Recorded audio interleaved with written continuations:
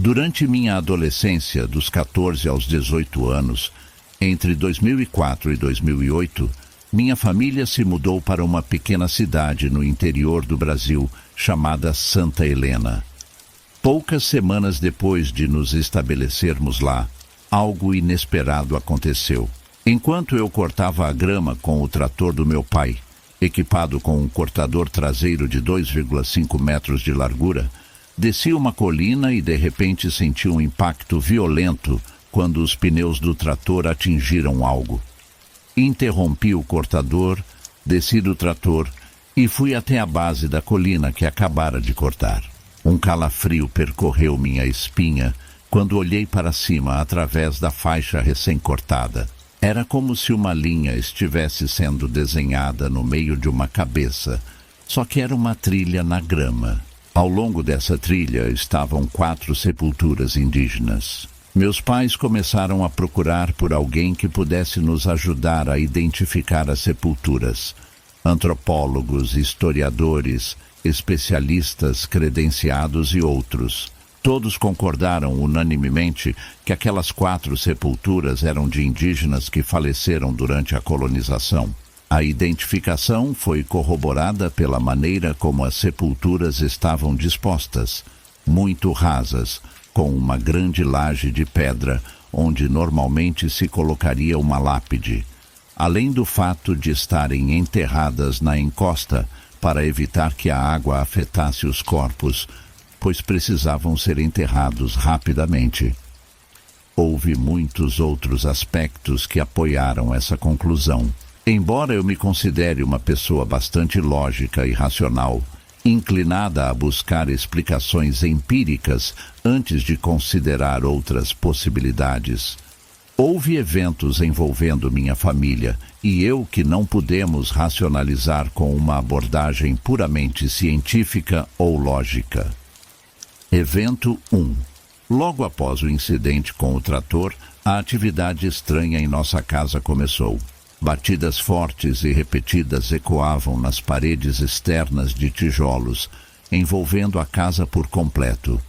Não importava onde você estivesse, as batidas eram audíveis. Algumas noites eu ouvia passos correndo em sincronia com as batidas. Essa sequência de eventos se repetia quase todas as noites. À medida que o tempo passava, comecei a sentir uma presença opressiva e sufocante em meu quarto, como se um peso pesado estivesse constantemente pressionando meu peito. Era como se algo tivesse decidido me prender. Evento 2. A situação continuou a se intensificar. Uma noite, enquanto deixava meu Golden Retriever sair para fazer xixi, algo estranho aconteceu. Nossa casa, estilo rancho, tinha vista para um rio próximo, e a porta pela qual saímos estava nos fundos da casa, de frente para o rio. Ao abrir a porta, comecei a ouvir sussurros suaves, como se folhas estivessem sendo sopradas ou arranhando o chão. Olhei para as árvores, mas tudo estava completamente imóvel. O som continuava, aumentando gradualmente. Era como se fosse uma linguagem, um murmúrio sinistro e misterioso. Olhei para meu Golden Retriever. Todos os pelos de suas costas estavam arrepiados e ela rosnava ferozmente, como se estivesse enfrentando uma ameaça invisível. Comecei a sentir uma náusea avassaladora e um cheiro de enxofre no ar.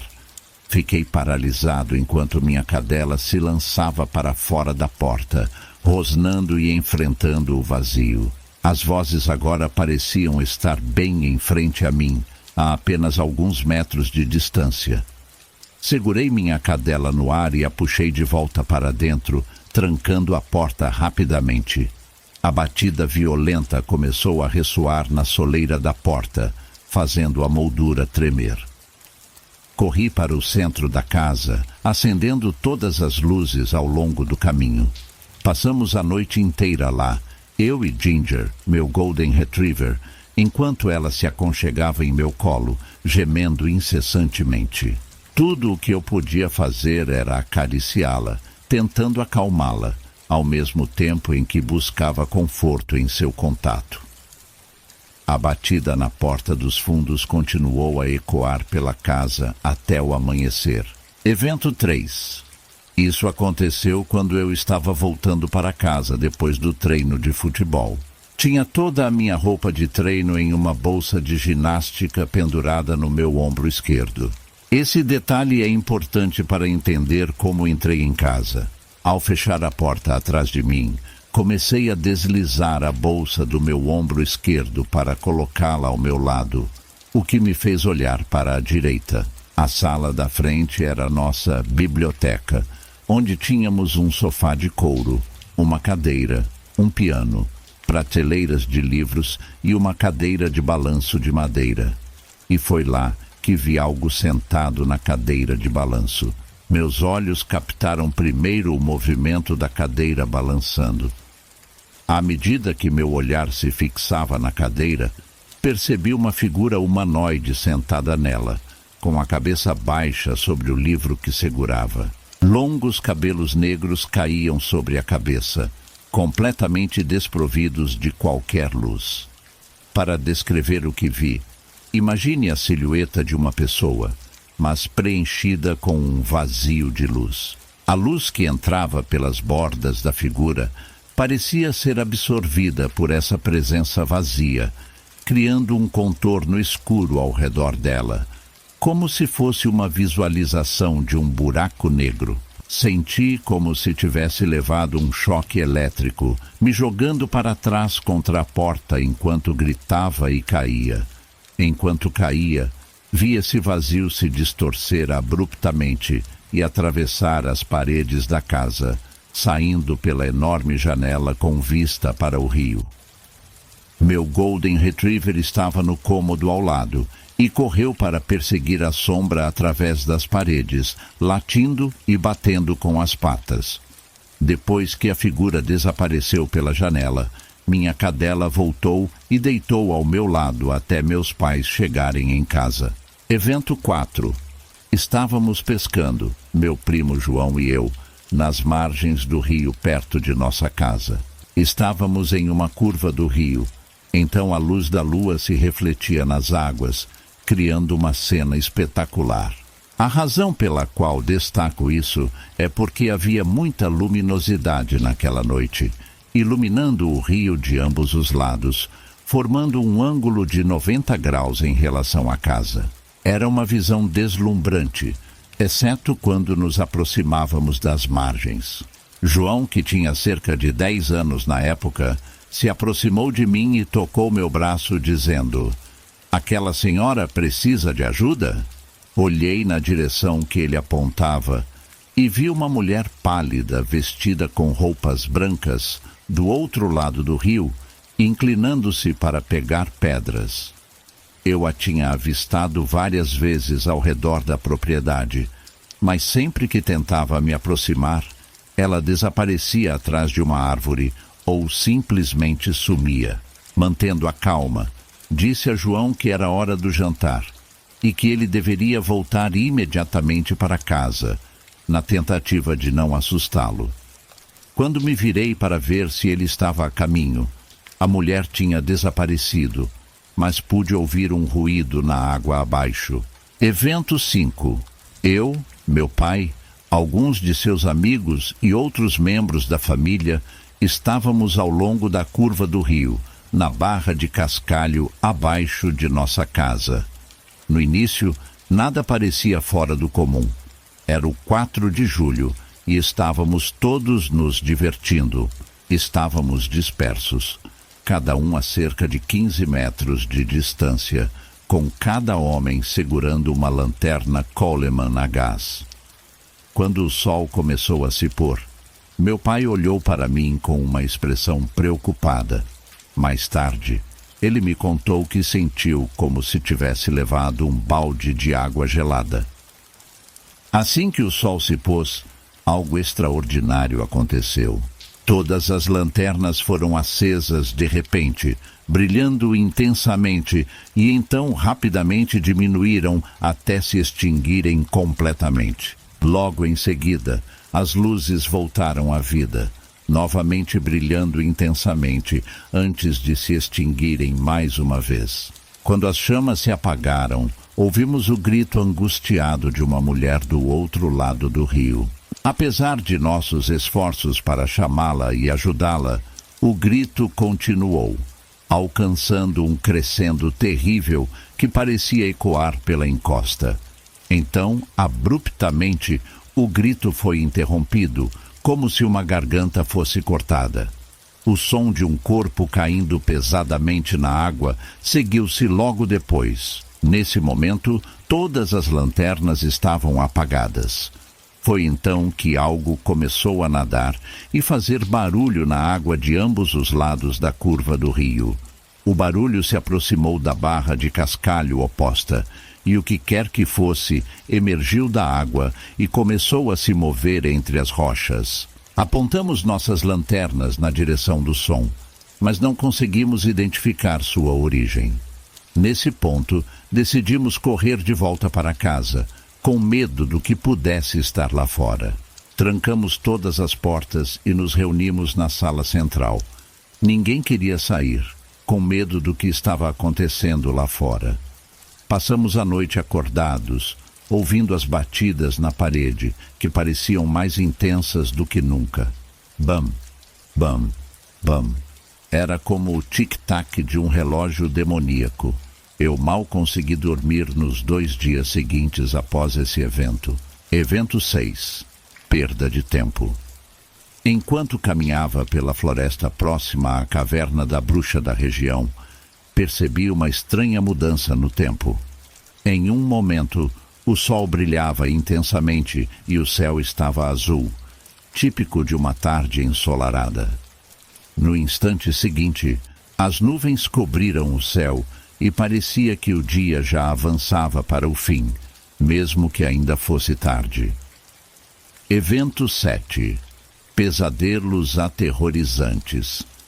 Experimentei sonhos perturbadores de tortura, nos quais era brutalmente esquartejado e torturado. Outros sonhos envolviam a sensação de ser tocado por uma presença vazia, que empurrava minha alma através do meu peito, fazendo meu corpo tremer como se estivesse convulsionando.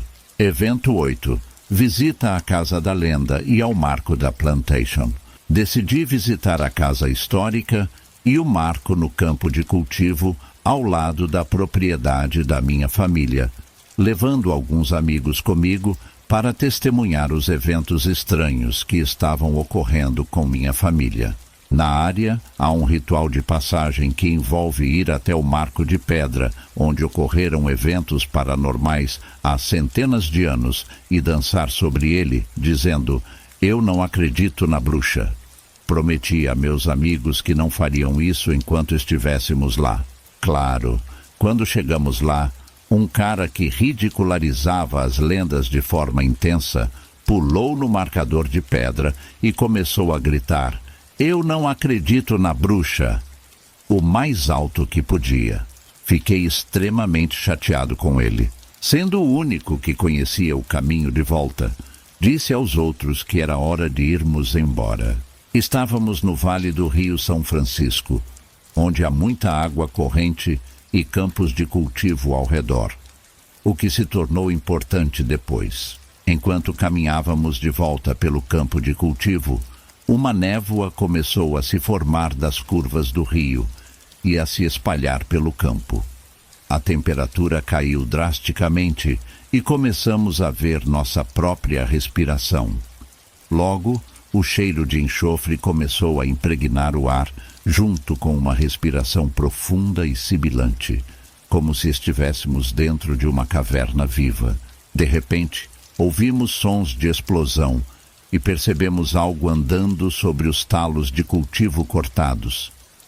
Os talos se quebravam alto sob os pés, criando um alvoroço como se uma multidão de espíritos estivesse correndo em nossa direção.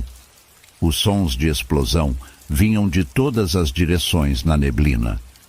Então, ouvimos o som de uma besta colossal se movendo na névoa. Em um momento de puro pânico, gritei para corrermos. Corremos pelo campo, tentando evitar os talos afiados. A região é conhecida por ser um grande produtor de tabaco. Então, esses campos estão em todos os lugares. Quando finalmente alcançamos a estrada de cascalho, senti uma dor aguda nas costas. Olhei para baixo e vi uma grande pedra aos meus pés. Eu tinha sido atingido. Ao chegar em casa, vi um enorme hematoma do tamanho de uma bola de basquete em minhas costas. Evento 9. Acordei do lado de fora por volta das 3 da manhã, deitado ao lado das 4 sepulturas na propriedade. A noite estava gelada e eu estava coberto de suor. Vivemos lá por tanto tempo e vivenciamos tantos eventos estranhos que é difícil para mim processar e compartilhar todas essas experiências. No entanto, meus amigos e familiares me encorajam a compartilhar minha história com pessoas que possam entender, na esperança de encontrar paz em meio ao trauma.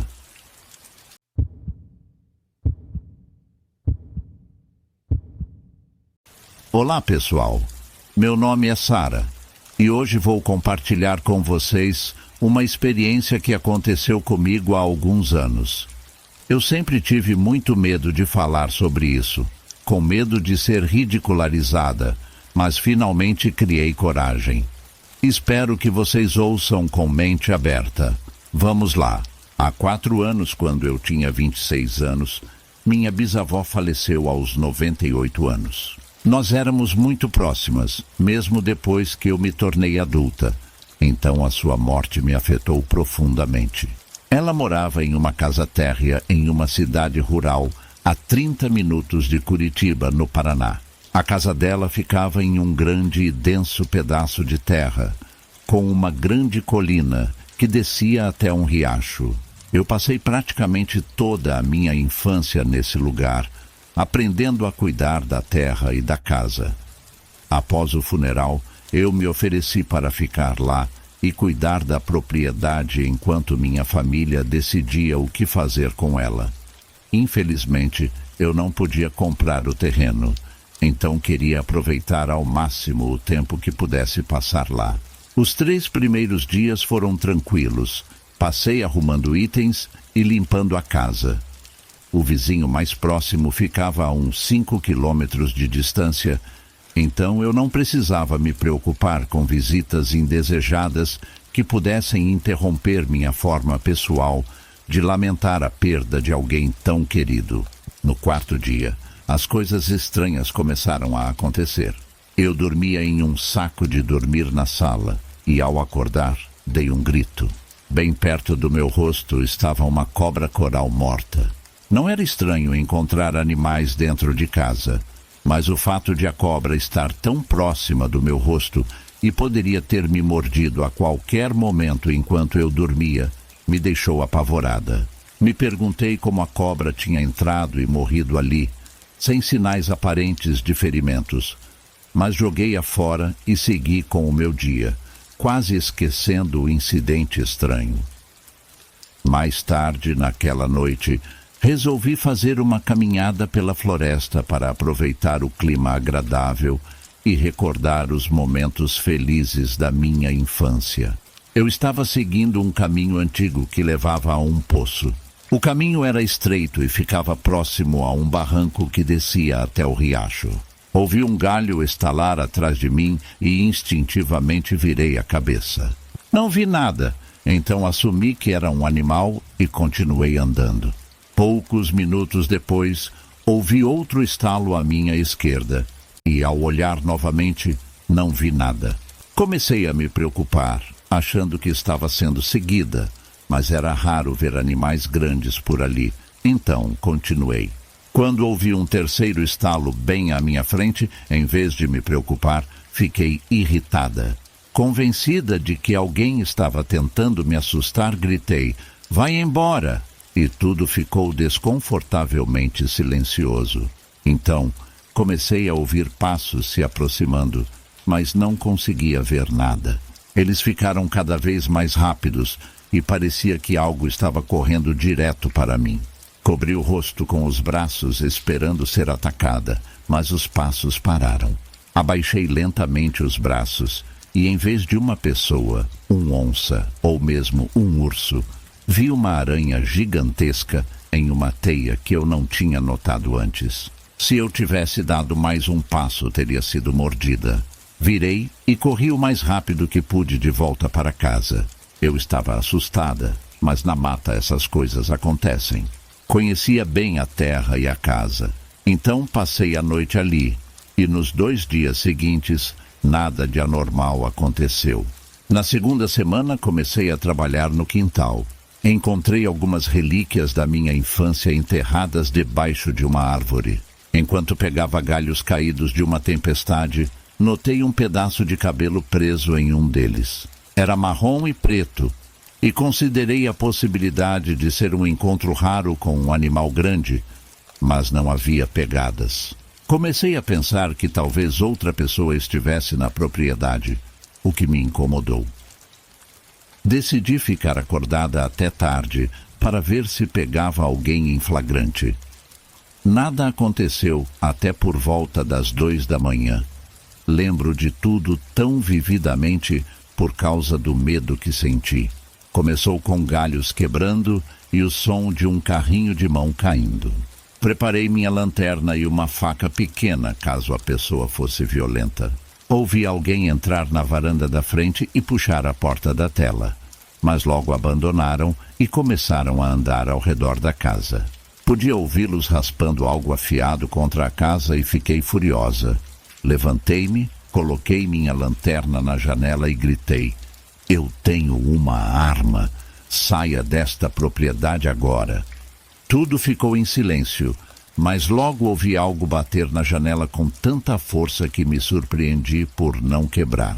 A luz da lanterna iluminou a pessoa, e no começo eu não sabia o que estava vendo. Tinha cabelos longos e escuros, com olhos grandes demais para o rosto. A pele era enrugada, parecendo um rato toupeira nu. Pressionou o rosto contra o vidro, embaçando-o com a respiração. Ouvi correr ao redor da casa várias vezes, batendo nas paredes, janelas e portas. Isso durou horas e eu estava apavorada, sem me mover ou fazer nada. Chorava e esperava que fosse embora. Finalmente, após o nascer do sol, a correria e as batidas pararam, mas não me atrevi a sair até bem depois das 9 da manhã. Quando finalmente abri a porta da frente para ver os danos, não havia nada. Sem pegadas, sem arranhões, sem janelas quebradas. Era como se eu tivesse imaginado tudo, mas eu sabia que o que vi e experimentei era real. Nada mais aconteceu pelo resto da minha estadia. No final do mês, meu avô veio me buscar e cuidar dos pertences que eu tinha arrumado. Ainda estava apavorada com o que aconteceu, mas quase me convenci de que tinha imaginado até que meu avô falou comigo. Ele disse que estava feliz que a terra estava sendo vendida e como odiava crescer lá. Quando perguntei por quê, a resposta dele validou minha experiência. Meu avô, um homem sério e religioso, nunca acreditou em coisas paranormais. Ele contou que sua mãe, minha bisavó, sempre assustava ele e sua irmã com histórias sobre a terra ser guardada por monstros. A história dizia que esses monstros, híbridos como ele chamava, eram filhos de bruxas falsas acusadas. As pessoas da região acreditavam que as crianças eram parte bruxa, parte animal, e precisavam ser mortas.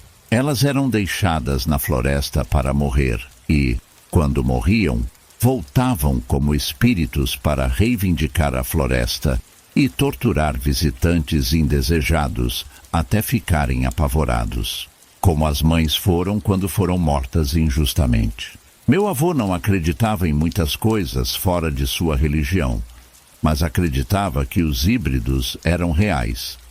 Ele foi atormentado por um quando tentou caçar na floresta e matou um veado. Desde então, nunca mais pisou na terra com uma arma e eles finalmente o deixaram em paz.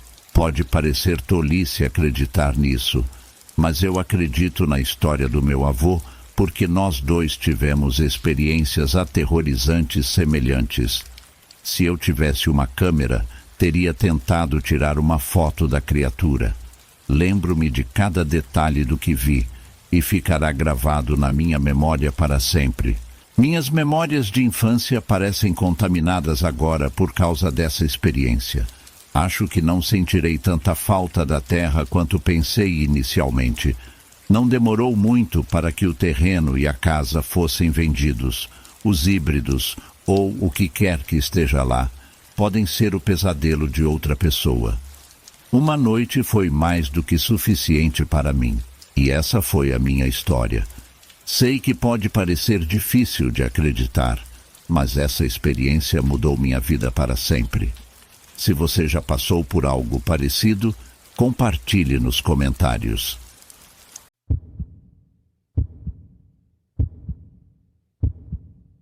Essa história me foi contada pelo meu avô, que a ouviu de um amigo enquanto servia na Guerra do Vietnã. Vou contar do ponto de vista do amigo do meu avô. Antes de ser convocado, eu trabalhava em uma fazenda no interior de Minas Gerais. Minha vida toda foi dedicada ao trabalho na fazenda com minha família e amigos. Nunca tivemos muito dinheiro, então cerca de 20 de nós morávamos em uma antiga casa de fazenda. Na propriedade havia um velho celeiro onde mantínhamos os cavalos de trabalho, uma mula e alguns porcos. Perto da mata havia algumas casas antigas onde alguns dos nossos amigos viviam. Todas as manhãs, quando o sol nascia, nós nos levantávamos. Para o café da manhã, comíamos o que sobrava do jantar da noite anterior, pois não tínhamos tempo para preparar comida fresca. Nós, crianças, trabalhávamos com as mulheres, colhendo o que estava pronto para a colheita daquele ano. Basicamente era um trabalho árduo. Sempre tivemos coisas estranhas acontecendo conosco. Estávamos praticamente no meio do nada, e a única vez que víamos novos rostos era quando íamos à cidade em nossa carroça para vender nossos produtos. Não podíamos simplesmente ligar para a polícia, porque não tínhamos um telefone sequer na fazenda. Não tínhamos nem luz elétrica, usávamos velas e lanternas. O pouco dinheiro que tínhamos não pagava a luz. Numa noite de inverno, estávamos todos acomodados depois de um dia de trabalho pesado colhendo feno. Os homens estavam sentados ao redor da lareira, fumando cachimbos, mascando tabaco e conversando. As mulheres conversavam entre si ou liam algumas revistas que trouxemos da cidade. Eu e as outras crianças estávamos deitados em nossas camas, sussurrando e brincando enquanto tentávamos não ser ouvidos pelos adultos no andar de baixo. Por volta dessa hora da noite, um dos homens saiu para o banheiro externo que ficava atrás da casa principal, perto da mata. Ao se aproximar, ouviu uma coruja piando nas árvores. Isso não era estranho. Corujas eram comuns, mas o que o fez parar foi o som da coruja mudando para um uivo de lobo. Depois, o som virou o relincho de um burro e então um assobio agudo. O homem gritou em direção à mata, esperando que fosse alguém pregando uma peça. Voltou para a casa principal e urinou ao lado da varanda, embora as mulheres sempre dissessem para não fazer isso. Ele não se importava com o que elas diziam. Não se sentia bem em usar o banheiro externo naquele momento. Cerca de meia hora depois, o cachorro começou a latir. Os homens ignoraram, pensando que estava latindo para um veado ou algo assim. Mas o latido piorou, quase soando como se o cachorro estivesse latindo para um intruso. E então, de repente, o latido parou. Os homens sabiam que algo estava errado. E as mulheres também. Então alguns dos homens saíram para verificar o que havia acontecido.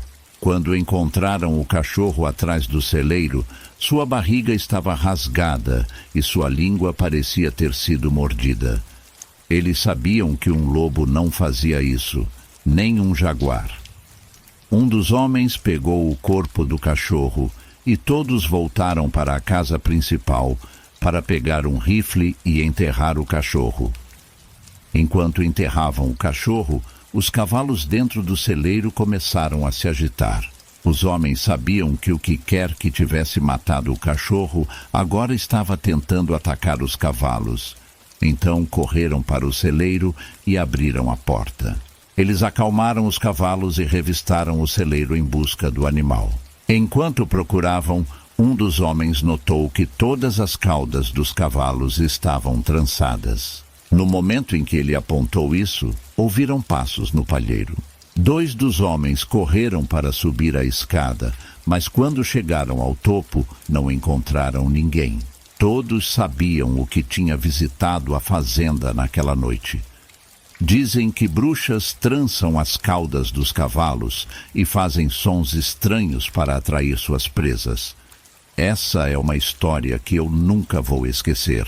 Algo que sempre vai fazer minha pele arrepiar. E aí, pessoal, o que acharam dessa história? Deixe seu comentário aqui embaixo e não se esqueça de se inscrever no canal para mais histórias incríveis. Até a próxima!